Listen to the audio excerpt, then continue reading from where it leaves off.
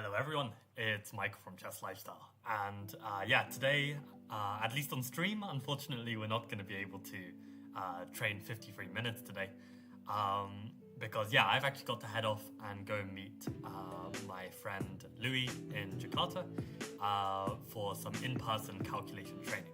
So given that I'm not going to have stable internet there, I thought I may as well do a quick stream here and say hello to all the Chess Lifestyle fans in Seattle, in which it's still a Friday over there. So I'll count this as a Friday stream. And I have to be honest with you, completely honest, that yesterday I completely forgot to stream. I mean, I woke up today, and you know how it is, in the morning, you're procrastinating before you get up and do stuff. And I've blocked so many procrastination apps on my phone to the point where I was so bored that I looked on my YouTube studio to see, how are my videos doing, how my streams doing, and I wanted to see, had anyone watched my stream yesterday, and were there any comments to reply to, and have I monetized it? Because YouTube has a really stupid policy where basically these streams, if you're watching this live, this won't be monetized.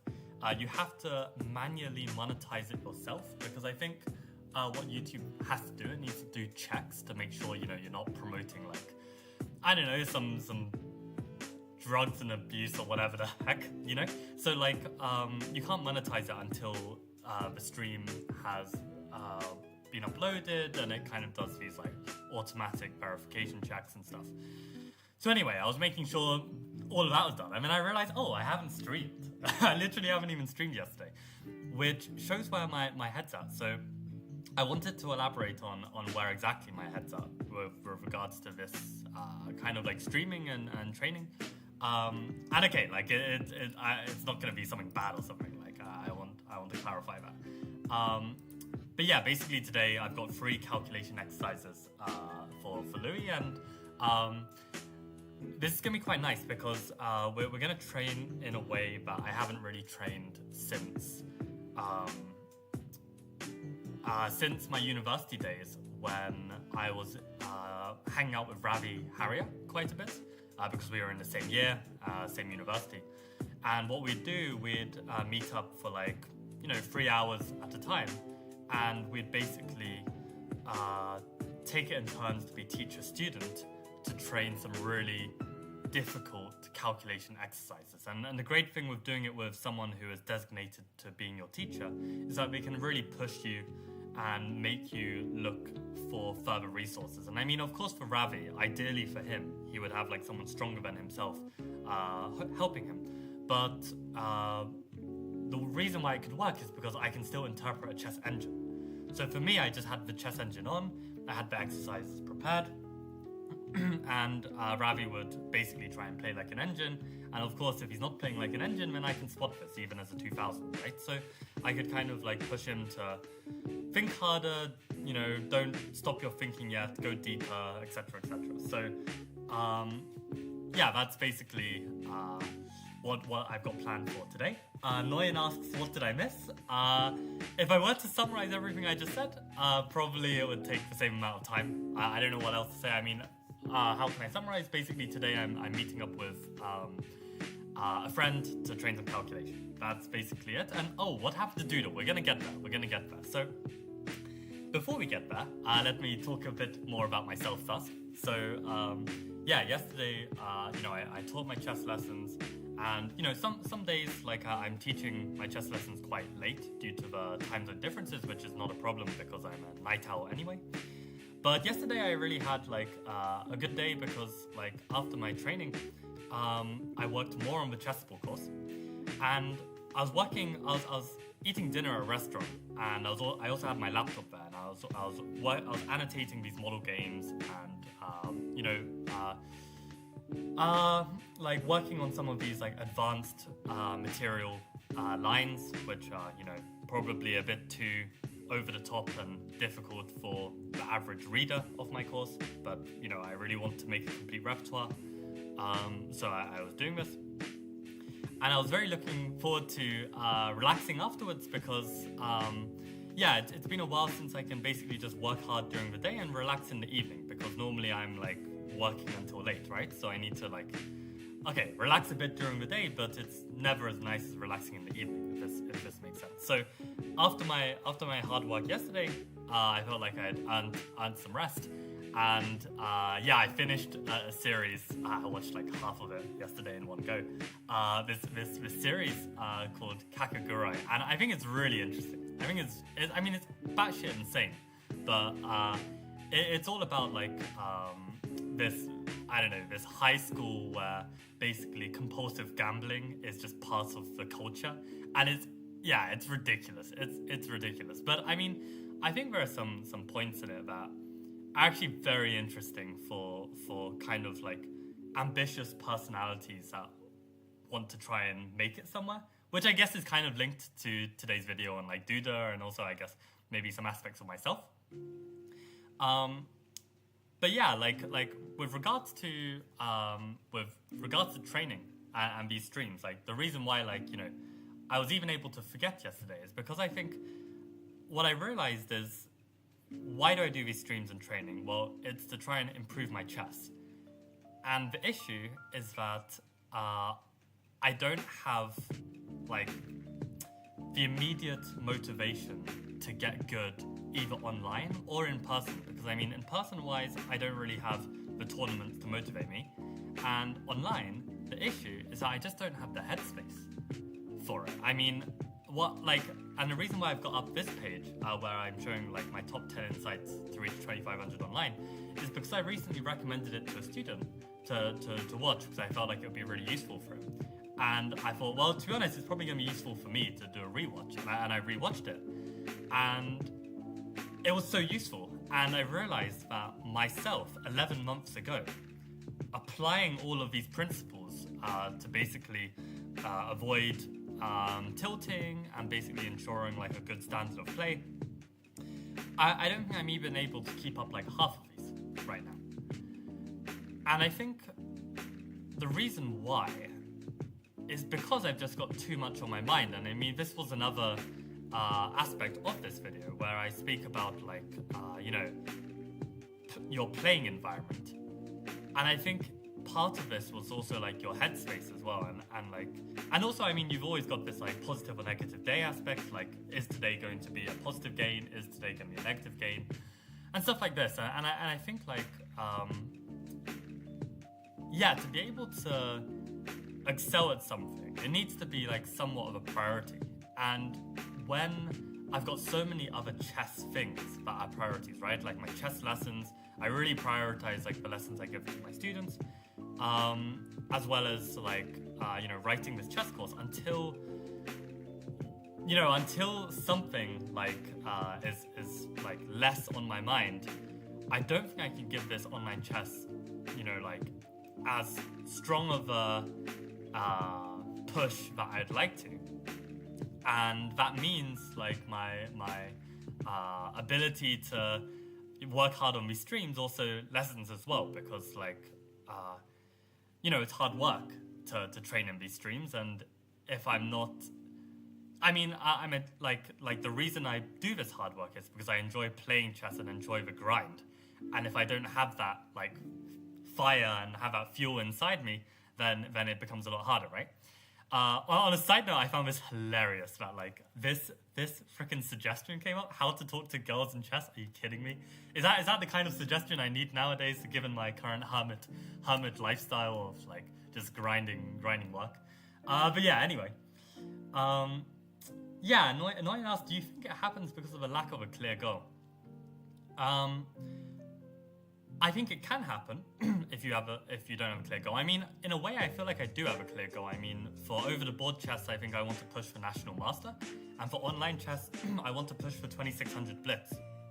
But I think my problem right now is just like the motivation to actually like get myself in the condition to actually achieve these goals. And I mean, okay, for National Master, I can't really blame myself. I can't just take a 10-hour flight and start grinding like English chess, right? But yeah, for 2600 Blitz, I mean, I can, but it's like I don't have enough time in the day unless I'm willing to sacrifice some of the chess I'm doing, or I'm willing to sacrifice my sleep or my health, or like my free time of just relaxing and enjoying some, absolute degenerate show. So like I don't know if I'm willing to do that.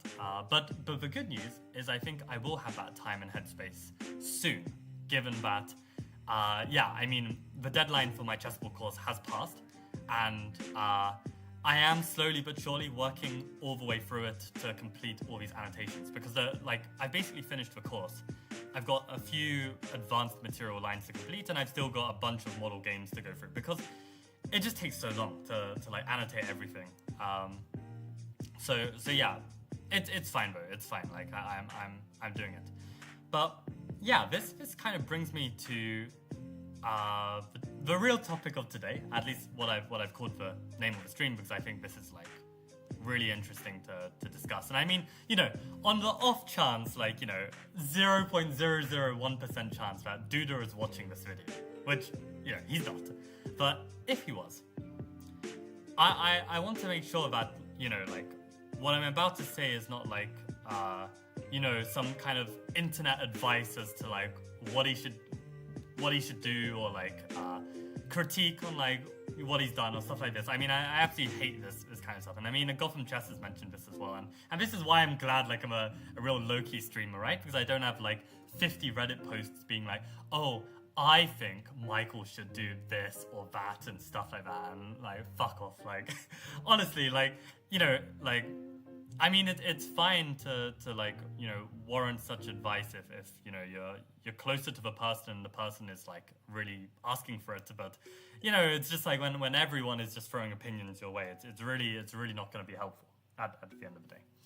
So I don't mean to do this, but I did want to share some thoughts on it, right? So basically this article got released yesterday. It just popped up on my feed. I don't know why, and I read it. And it's so interesting. It's so interesting. It's basically Jan Christoph Duda. And for those who don't know who Duda is, I don't know where you've been the last 10 years of chess. But Duda's one of the top players in the world. Very solid 2700. I would even argue to consider him 2750 and above. Basically Polish #1 player. And yeah, I feel I've always sensed that he's extremely strong. Maybe not top 10, top 5 material kind of strong, because somehow they've got this extra something, which I mean I think Duda's understood as well, to be honest. But I don't think it's a lack of talent per se. I think it's just a lack of something. I don't know what it is. But in any case, Duda's one of the strongest players, and I mean, it's also interesting that I feel players around his level that maybe Richard Report, somehow Richard's got more fame. I guess Richard was Dingler in second, so that gave him some extra points. But in general, I feel Richard Report was also famous, let's say, for his openings, right? His creative openings. And I think with Duda, somehow there's not some specific aspect of his chess that people can latch onto, except for the fact that he's really good due to his results and he's very talented. But yeah, somehow maybe if I had to describe him, I'd imagine maybe he's a bit like Magnus, but maybe just a level below, where he's to me, at least in my understanding, he's both practical and he's strong at all aspects of the game, but somehow just not as good as Magnus. But anyway, that's at least my current perception of Duda. And in this article, he basically discusses over, the recent years, struggling with chess. And it's so interesting because the moment where things started to go a bit downhill, at least for his mental and his mindset towards chess, was actually when he won the 2021 World Cup. Where was this? Yeah, winning the 2021 World Cup. It was both his biggest achievement ever in chess, which he's very proud of, but also the start of this kind of downward spiral. Because for him, I think he had plateaued for quite a while at this point, for maybe like several years. But then finally had this breakthrough tournament where he really achieved something massive. And he beat Magnus Carlsen in the finals of the World Cup to win the World Cup. And I think this puts some pressure on the player to be like, oh, actually, I do have the talent to be something even greater than I already am. And I understand that to a lesser extent, because I remember when I was younger and I, really loved chess, but I never thought that I could ever, make a title, right? I never believed I could make a title in chess. But then I had this amazing tournament in Italy where I scored 5.5 out of 7 in an open tournament, and I came first place. And I had a performance rating of like 2270. And this was back when I hadn't really trained chess properly at all. I just played a lot of like classical. And I'd analyze my games here and there half-heartedly. But I just think I had a lot of experience and, luck went my way. And I was in a very good mood, extremely, extremely good mood. And I played this amazing tournament, and I remember because of this, I've spoken about this on my channel, that this tournament, suddenly set some expectations for myself that, hey, you're actually talented at this game, you can actually make it somewhere. Fast forward several years, it's literally been like 5 years. I'm like 100 elo higher than I was, and I'm nowhere near getting a chess title. Right? Nowhere near is like relative, right? But yeah, in reality, I've got a long way to go, to be honest. And I definitely felt a lot of psychological problems from that pressure I put on myself, because yeah, when you achieve something like that, you suddenly have some newfound confidence that isn't delusional. Right? Probably Duda's thinking this whole time when he's 2700, 2750, do I have the capacity to make it to the top or not? And winning an event like this is kind of the sign that, yeah, maybe I can. But like me, I would say that Duda for the last 4 or 5 years hasn't had another real breakthrough. And it's crazy because he said that in this interview that the final straw for him was this 2024 Olympiad. And you'd think that, probably had a terrible tournament, it sucked.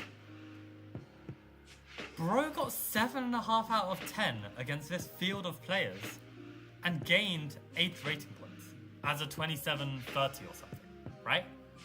Which is huge. Look at these results. He's playing GMs every game and scoring 7.5 out of 10. This is a good tournament performance. But when he looked, the aspects that really frustrated him was that he had a completely winning position against Valentin Dragnev. He actually played a move that almost resembles one of mine in my Thai rapid play, where he has a completely winning position. I don't know what the time situation is. And Black has just gone all in for a rook sacrifice on the king. And I don't know if it was a time scramble or something, but in this position, White could simply just take the rook and be completely, utterly winning. But White decided to take the safe route and move the king, which is also completely winning. Except for the fact Black has this amazing resource, Queen takes h3. And I realize my board is covering some of the pieces. I'm literally just covering a bishop on d2, that's it, if you want to think about the position. But basically, I even had some trouble understanding this. Why is this even a draw? Basically, White goes king g3 and it's a repetition. But if White were to go king g1, rook g2, king f1, you can't escape because Black plays bishop takes h3. And despite only having a bishop and rook for a queen, and despite White's amazing pass pawn on d5, Black is winning here because of the threats on the king, with knight f3 and all this stuff. So basically, I could have even lost this, to be honest. I could have been oh, I'm gonna play this on, play to king e1 and lose this game, right? So okay, but Duda, of course, understands that at this point the best he's got is a draw, and he draws this game, so he's pissed off for not taking the free rook and just being completely winning. And another one that's absolutely brutal is his only loss of a tournament against Deg Bogdan, the top Romanian young player. And it's absolutely horrendous, right? So in this position, I don't know if you can see, it's like a really small board. But basically, Duda had been on the defensive side for a long while. Basically, held his own for I don't know how many freaking moves, like 40 moves or whatever. And in this position, after the move h5, all black needs to do is play knight g4, knight d5, which I'm sure are considerations of Duda. But in the moment, maybe under the time pressure, maybe under the pressure of defending for many moves of this game, he just takes the pawn. Knight takes h5. Now, let me make this video a bit bigger. And then let me go back. In this position, after knight takes h5, can any of you spot the winning move for white? And because I have to go and go to his cafe and train some chess, I will just say that knight takes h5 is just met by g4. White just pushes the pawn and forks the rook and knight. So Duda, this player who's at the level where he can score 7.5 out of 10, blunders a one move fork. And what Duda was saying in this interview, I don't know if Duda trains like one move tactics and stuff. I don't know. I don't know if he's regularly doing Puzzle Storm and regularly doing puzzles, because I mean you need to, whether you're a top player or whether you're an amateur if you're playing. But again, I'm not here to critique on Duda's training because I have no understanding of what Duda's training actually is. But at the end of the day, for one reason or another, he blundered a one move fork, which is crazy. And these kind of losses basically just got Duda to a point of just feeling so miserable about his chess, because I can imagine that, if you are improving your game, and actually, to be honest, I don't need to imagine, I've experienced it myself. I mean, several years ago, during the pandemic, I worked so hard on chess, I increased my ceiling. I really improved my level and ability at the game. Yet, I was shooting myself in the foot time and time again. So I'd make stupid errors. And it just that one tournament in Italy where everything went right, I didn't make a single stupid error, I had an amazing event. The problem was that, there's nothing disputing that I can't play at that level. But what I don't think I'd realized was just how awfully inconsistent I am at the basics. And I think, since this whole journey of the last few years of, improving my chess, I think I've also improved my consistency a lot. And that doesn't show, in a way, in recent, times on my online chess, because, I reached 2600 bullet, right? And a few days later, I dropped 150 points, which is the kind of till of an absolute degenerate that isn't able to have any kind of mitigation strategies for tilt and doesn't have any consistency, right? And 11 months ago, the worst case scenario when I had that 2600 is dropping 25 points. I 100% would not have dropped further.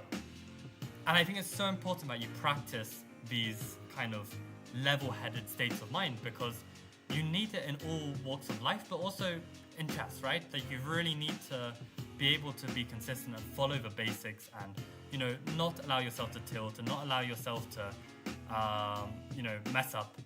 These aspects are really important. And I think for Duda, from what I understand of this interview, I mean, it's like he's just absolutely done, because he feels he might be improving, but he's still making these basic errors, which means he can't compete with the very, very top. And he feels like it's also getting harder because, the work ethic of his competitors like Gukesh and Arjun are higher than his. I've heard this argument from Dubov as well, where Dubov feels quite demoralized that he can't work. Dubov might work several hours a day and it's already not enough. And he's like, how much more do I have to sacrifice to get good? Because people are just working so much harder.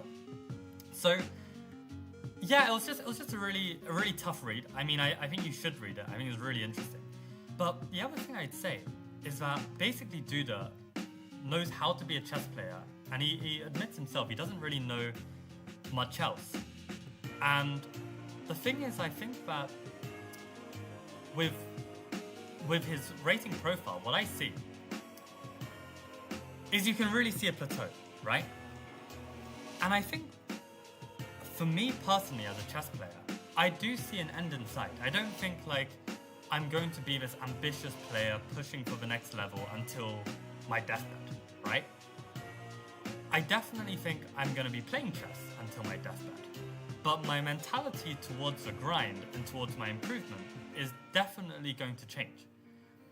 And the reason why is because I know that once I reach a plateau, I'm going to feel at peace with my strength, my level, and my peak.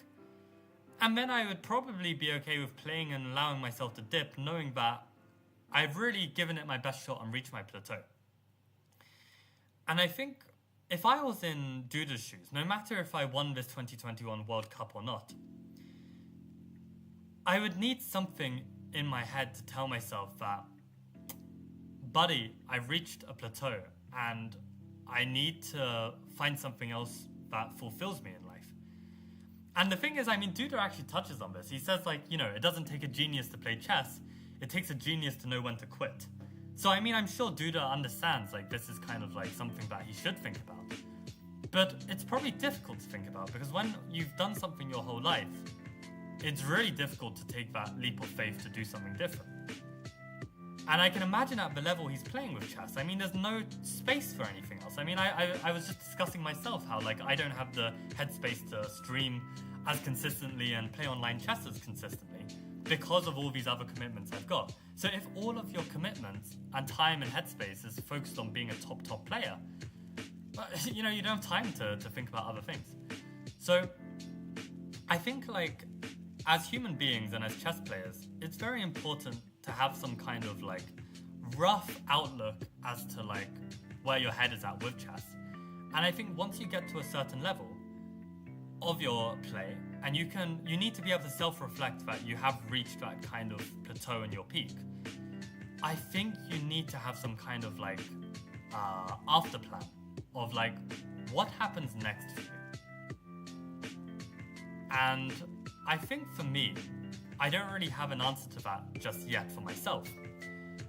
But I think I will by the time I'm approaching that plateau. And I think I've got enough, you know, interests in other walks of life, aspects of life, and even within the chess world, that I feel confident that I'll be able to find that afterlife of being a grinding competitive chess player to basically fulfill the remainder of my life, right? I don't think I need to, let's say, grind all the time. But the good news is for now, I don't really have to think about it because I do believe that I have more to show. And I actually wonder if for Duda, if that's really the case for him as well. Because the cool thing with Duda actually is that we're actually born in the same year. We're both born in 1998, and he's the only top player, like, you know, top 50 player who's also born in 1998. So I've always felt some connection with him, not in some kind of like, I don't know, spiritual freaking I don't know, what's it called, like astrology, like bullcrap, like I'm not talking about that, but I'm just saying, like, because we're born in the same year, I kind of like was the same age as him, right? The whole way through his career, and I've been following him like the last like 10 years or something, right? So yeah, in a way, I can kind of understand and relate in some ways because of like how similar ages, but yeah, I don't know. I think if I was in Duda's shoes, which I hate to say as like someone who doesn't know Duda at all, but I think like I would really commit some time to like thoughts of like, yeah, what else fulfills me in life? And I mean, Duda's such a strong player and such a nice guy and such a cool guy. He could definitely create something for himself outside of just being a player. I wholeheartedly believe this.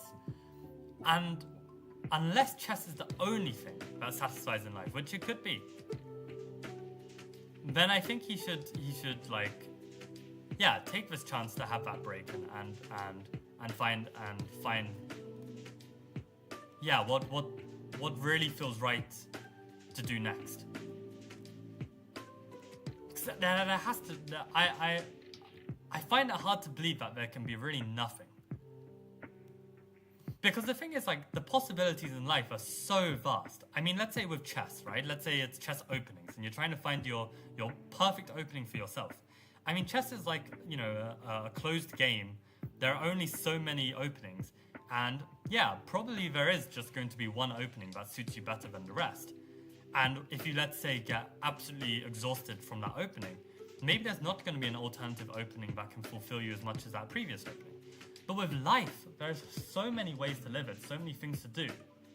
Especially given the kind of power and position that Duda is in currently. There has to be something. Like, I don't believe that there's nothing. And I think when I look at this like rating chart, and I look at like Duda's current mindset towards chess and the amount of negative energy he gets from it, I think he really needs to look within and find that next thing. And an amazing video I'd recommend you guys watching is this one. I mean, I'll scroll down so you see the full title. But this is an absolutely fantastic video. And I mean, it's very simple, but it's actually very thought-provoking as well. And I think for anyone who might be afraid of, you know, sticking their head in the sand and suddenly finding themselves having wasted many years or being in a place where they don't want to actually be, I think this is like an absolute essential video that you need to watch. So I learned a huge amount from watching this video. It's super insightful personally. But yeah, I think that's my thoughts on it. So I think basically, apologies for such a late stream for people in the UK. And I realize that I've missed some comments. Like I was just on a roll there. I'll quickly reply to these, and then I really need to head off. Actually, I'm probably going to be late. Josh says morning. Yeah, thank you for the good morning. Good night to you, Josh. I only saw the headline, but yeah, very interesting. Phenomenon seems common, suffering from success. Yeah, for sure. Can totally get to your head. Ilan, welcome. I have no idea what the term ignoramuses means. But okay. I can kind of guess what it might mean. But yeah, Josh says, I think it's a good sign of the times that most top players aren't delusional about their abilities outside of chess. In the past, this was way worse, I think. Aha. Well, what do you mean by way worse? Like, they thought, I don't know, they could become the next politician or something like this, or what? Ilan says, personally, I stopped playing seriously when I was quite strong because I did not find chess intellectually satisfying. How interesting. So, I mean, I guess you must have at some point when you got to that level and then it stopped becoming intellectually satisfying. That's so interesting. I mean, I don't know if I'll ever lose the love for chess and never find it intellectually satisfying anymore. I think for me, it's so satisfying. It's so unbelievably satisfying to play well and play a good game.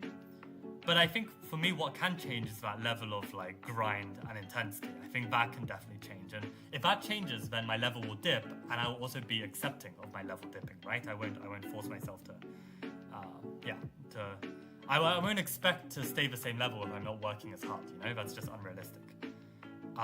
Josh says, I have a similar affinity with Wei Yi, although I think he was 1999. Right, interesting. Yeah, I don't really know much about Wei Yi, except he was also like, you know, absolute big prodigy and then kind of dropped out for a bit. And now I believe he's even getting back a bit. But yeah, I haven't ever listened to any of his interviews. I don't know about his Zen attitude. So yeah, I'd be interested to look into that more. Blowburger posted a video complaining about not being able to make a living. I sent him a long message, which he has ignored. Yeah, Ilan, I mean, like, yeah, I think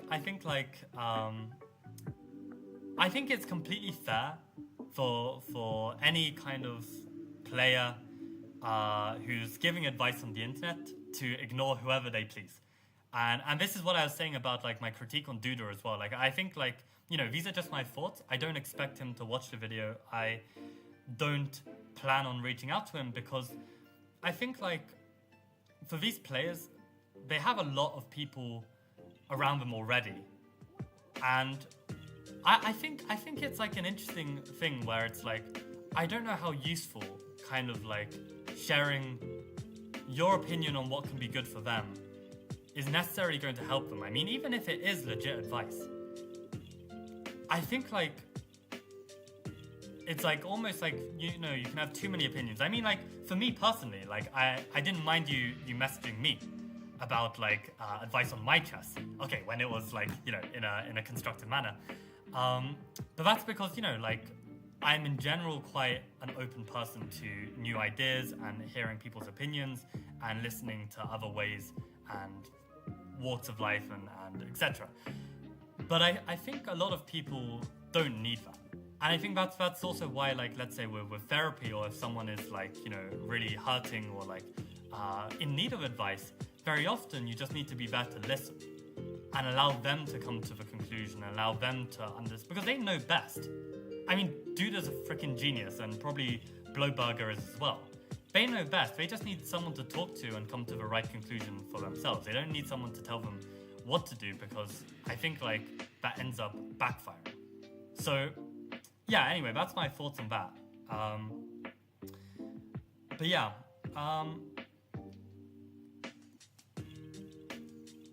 yeah, I mean, yeah, it's not easy to make a living anywhere, right? For sure.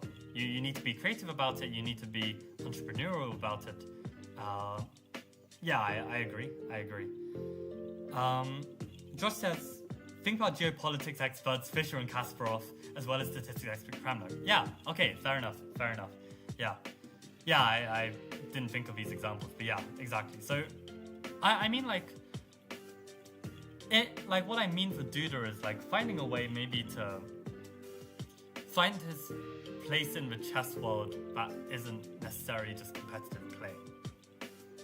I don't know, maybe something like Morozovich, who like opens like, I don't know, the most prolific Russian chess school and raises some of the top players. I mean, something like this. I don't know. I have no idea. I mean, exactly, I have no idea. I'm not Duda, I don't know. But I hope Duda can find something for himself, because, as I said, life is full of so many possibilities. I think he can find something. Maybe write a chess book. I mean, I don't think Duda has written any chess books. It'll be great to see. Ilan says, chess is basically about details, no deep concepts.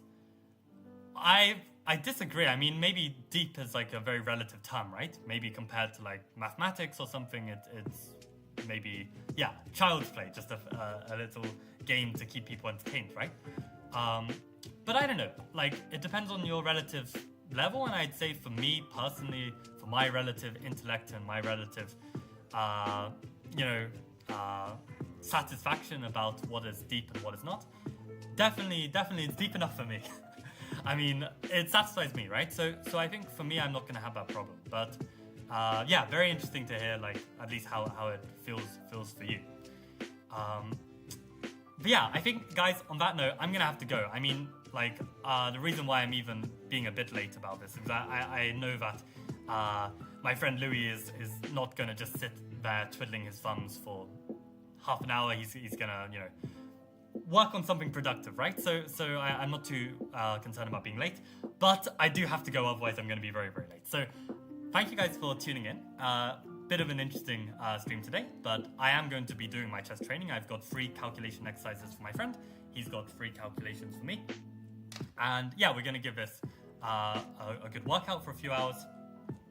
And this is going to be nice. And then I'm going to experience some very nice lunch where Louis is showing me this cool place, which looks very amazing. So yeah, it's going to be fun. So on that note, guys, I'm going to call it a day, but good to chat with you guys. Oh, there goes my phone. In particular, Go is much deeper than chess. Oh, I can totally go in on this. I actually think that, I mean, Go is a different kind of depth. I mean, you're right, but also, like, it's subjective in some ways to what deeper really means to you. So at least my definition of deeper is subjective, right? So I've played Go. I went to a Go club for like 6 months. And I've also played Shogi, which is also a very deep game. Yeah, whole nother debate we must discuss at another point. But on that note, I'm going to call it a day. Yeah, thank you guys for tuning in. Okay, see you guys. Have a good night or good day wherever you are in the world. Okay.